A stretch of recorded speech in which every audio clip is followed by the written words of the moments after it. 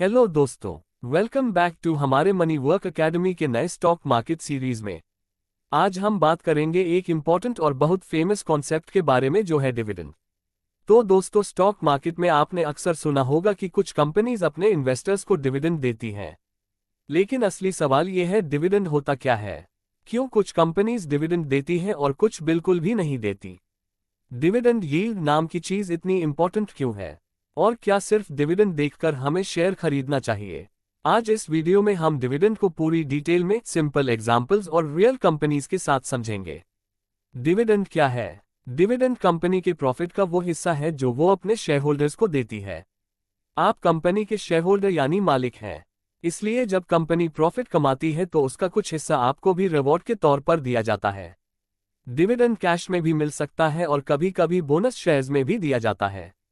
Example, मान लीजिए आपने आईटीसी के 100 शेयर्स खरीदे हैं और कंपनी ने 7 रुपीज पर शेयर डिविडेंड दिया, तो आपको मिलेगा 100 मल्टीप्लाई बाय 7 इक्वल 700 रुपीज, वो भी बिना शेयर बेचे। यानी डिविडेंड पैसिव इनकम का एक तरीका है। डिविडेंड कैसे मिलता है? जब भी कोई कंपनी डिविडेंड डिक्लेयर करती है तो वो 2 डेट्स अनाउंस करती है। एक, रिकॉर्ड डेट, जिस दिन तक आपके पास शेयर होंगे वही लोग डिविडेंड के एलिजिबल होंगे। 2, एक्स डिविडेंड डेट, ये वो दिन है जिसके बाद अगर आप शेयर खरीदोगे तो आपको डिविडेंड नहीं मिलेगा। अगर आप रिकॉर्ड डेट तक शेयर होल्डर हैं तो डिविडेंड सीधे आपके बैंक अकाउंट में क्रेडिट हो जाता है। मतलब आपको चेक या डिमांड ड्राफ्ट का वेट नहीं करना पड़ता, सब कुछ ऑनलाइन सेटलमेंट से होता है। डिविडेंड यील्ड क्या है? डिविडेंड की असली वैल्यू समझने के लिए हमें डिविडेंड यील्ड देखनी चाहिए। फॉर्मूला है dividend per share divided by current share price multiply by 100। Example, मान लीजिए HDFC बैंक का शेयर प्राइस 1500 रुपीज है और उसने साल में 30 रुपये पर शेयर डिविडेंड दिया, तो डिविडेंड यील्ड होगी 30 divided by 1500 multiply by 100 equals 2%। यानी आपके 1500 रुपये इन्वेस्टमेंट पर 2% रिटर्न सिर्फ डिविडेंड से मिला। इसलिए डिविडेंड यील्ड हमें बताती है कि शेयर प्राइस के हिसाब से डिविडेंड कितना अट्रैक्टिव है। कौन सी कंपनीज डिविडेंड देती हैं? अब सबसे बड़ा सवाल, कौन सी कंपनीज डिविडेंड देती हैं? जनरली बड़ी और एस्टैब्लिश्ड कंपनीज जिनका बिजनेस स्टेबल है और जिनको ग्रोथ में बहुत पैसा लगाने की जरूरत नहीं है, वो डिविडेंड देती हैं। कुछ examples, ITC high dividend pay out ratio, हर साल अच्छा डिविडेंड देती है। TCS और इन्फोसिस रेगुलर डिविडेंड देने वाली IT companies. ONGC, Coal India, Hindustan Zinc, PSU कंपनियां जो डिविडेंड में काफी जेनरस होती हैं। हिंदुस्तान यूनिलीवर, FMCG जायंट जो लगातार डिविडेंड देती है। कौन सी कंपनीज डिविडेंड नहीं देती और क्यों? अब बात करते हैं उन कंपनीज की जो डिविडेंड नहीं देती। ग्रोथ स्टेज पर रहने वाली कंपनीज ज्यादातर डिविडेंड नहीं देती। क्यों? क्योंकि उनको अपने प्रॉफिट्स वापस बिजनेस में लगाना होता है ताकि वो तेजी से एक्सपैंड कर सकें। कुछ examples, Zomato, Paytm, Nykaa loss making या कम प्रॉफिट वाली कंपनियां डिविडेंड नहीं देती। Amazon USA एग्जाम्पल, Amazon ने कई सालों तक डिविडेंड नहीं दिया क्योंकि उसने अपना पूरा पैसा बिजनेस एक्सपैंड करने में लगाया। लेकिन उसके इन्वेस्टर्स को कैपिटल गेन यानी शेयर प्राइस बढ़ने से बड़ा फायदा हुआ। मतलब डिविडेंड न देना हमेशा नेगेटिव नहीं है, कभी कभी ये ग्रोथ की निशानी भी होता है। डिविडेंड देने वाली और न देने वाली कंपनीज का फर्क। डिविडेंड देने वाली कंपनीज यूजुअली बड़ी, मैच्योर और स्लो ग्रोइंग होती हैं। इन्वेस्टर्स को स्टेडी पैसिव इनकम चाहिए तो ये स्टॉक्स अच्छे होते हैं। डिविडेंड न देने वाली कंपनीज हाई ग्रोथ वाली होती हैं। इनसे आपको डिविडेंड नहीं मिलेगा, लेकिन अगर कंपनी ग्रो करती है तो कैपिटल एप्रिसिएशन यानी शेयर प्राइस बढ़ने से आपको बड़ा प्रॉफिट होगा। Example, ITC Zomato. ITC हर साल अच्छा डिविडेंड देती है लेकिन उसका शेयर प्राइस बहुत स्लोली मूव करता है। जोमैटो डिविडेंड नहीं देती लेकिन अगर ग्रोथ सही रही तो शेयर प्राइस कई गुना हो सकता है। तो ये फर्क समझना जरूरी है।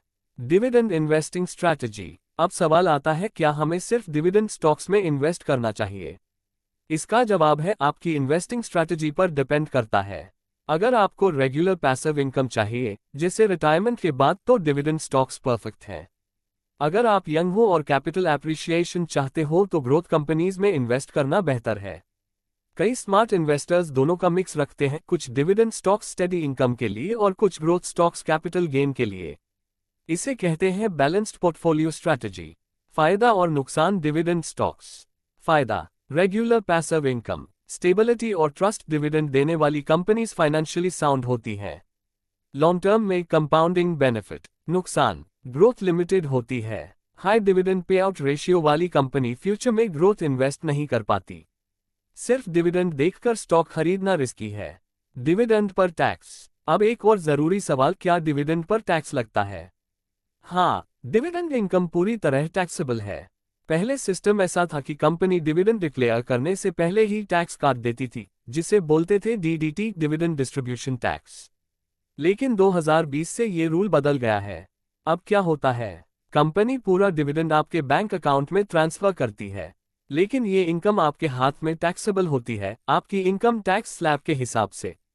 एग्जाम्पल, मान लो आपको साल में 20,000 रुपये डिविडेंड मिला। अगर आप 30% टैक्स स्लैब में हो तो आपको उस पर 30% टैक्स देना होगा। कुछ केसेस में कंपनी पहले से ही TDS tax deducted at source काट लेती है अगर डिविडेंड 5,000 रुपीज से ज्यादा हो।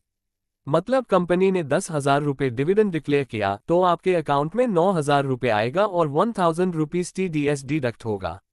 आप इस टीडीएस को अपनी आईटीआर में एडजस्ट कर सकते हो।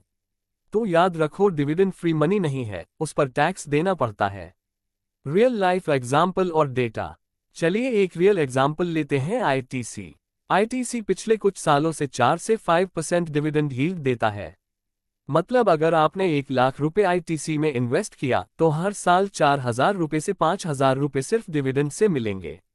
दूसरी तरफ अगर आप इन्फोसिस लेते हैं तो यील्ड थोड़ी कम है, 1 से 2%। लेकिन इन्फोसिस में शेयर प्राइस एप्रिशिएशन भी अच्छा मिला है। तो दोनों स्टॉक्स के नेचर अलग हैं। समरी। तो दोस्तों, आज आपने समझा डिविडेंड क्या होता है, डिविडेंड यील्ड कैसे कैलकुलेट होता है, कौन सी कंपनीज डिविडेंड देती हैं और कौन सी नहीं, डिविडेंड देना अच्छा क्यों है और न देना भी ग्रोथ का सिंबल क्यों हो सकता है, डिविडेंड इन्वेस्टिंग स्ट्रैटेजी के प्रोज और कॉन्स, डिविडेंड पर टैक्स कैसे लगता है। याद रखो, इन्वेस्टमेंट करते समय सिर्फ डिविडेंड पर फोकस मत करो। कंपनी की ओवरऑल ग्रोथ, बिजनेस मॉडल और फंडामेंटल्स भी उतने ही इंपॉर्टेंट हैं। अगर आप पैसिव इनकम चाहते हो तो डिविडेंड स्टॉक सही है। अगर आपको कैपिटल ग्रोथ चाहिए तो ग्रोथ कंपनी सही है। और सबसे अच्छा तरीका है दोनों का बैलेंस बनाना। तो अब जब भी कोई पूछे डिविडेंड क्या है, आप कॉन्फिडेंटली आंसर कर सकते हो। अगर आपको ये वीडियो यूजफुल लगा हो तो लाइक करें, शेयर करें और हमारे चैनल को सब्सक्राइब करना न भूलें। Thank you.